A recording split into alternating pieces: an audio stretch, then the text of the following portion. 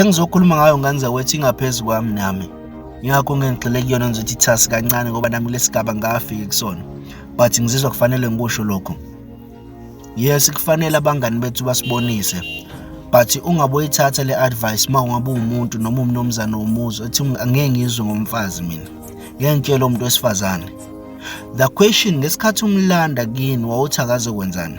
Wawungasho ukuthi akazokulekelela ekuthenini mhlawumbe uvuse ikhaya lakwena azokulekelela lapho nalapho ngabazokulekelela umzalo whatever lo okholelwa kuyona ukuthi womlandela uthi azokwenzela yona. And abantu abaningi banokuthi ngeke ngizwe ngeke ngitshele umuntu wesimame ngeke ngizwe ubani. Umuntu wesifazana akakutsheli but uyakubonisa. Masikhuluma nje in general, lese usebenza nomuntu, umuntu osebenza naye umelekeleli wakho uyakusiza la kusiza khona. Umelekeleli ukuze nikwazi ukuthi lento enihlanganisayo noma leniyenzayo noma leniphusha ibe impumelelo.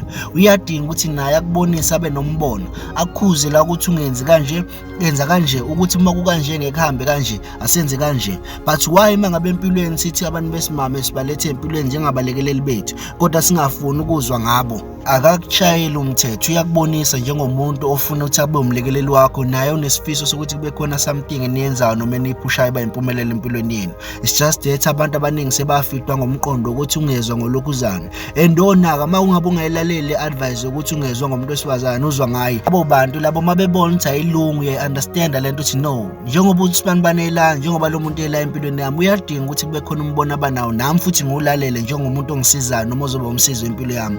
Uthi abantu labade bethi ungezwa ngomuntu wesimama ungatshela umuntu wesifazane angakushayela umthetho. Ibona kwanyeka abazothi usibani udlisiwe ngoba bayabona usahambelana nalento beyikhuluma.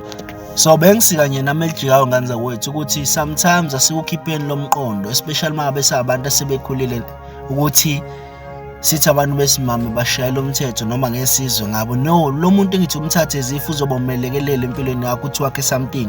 Uma ngabe umuntu nisebenzisana ke naye kwakheni something ekulekelela, uyadinga ukuthi kube khona imbonazo ba naye imene ethize, nawe uyadinga futhi ukuthi umlalele.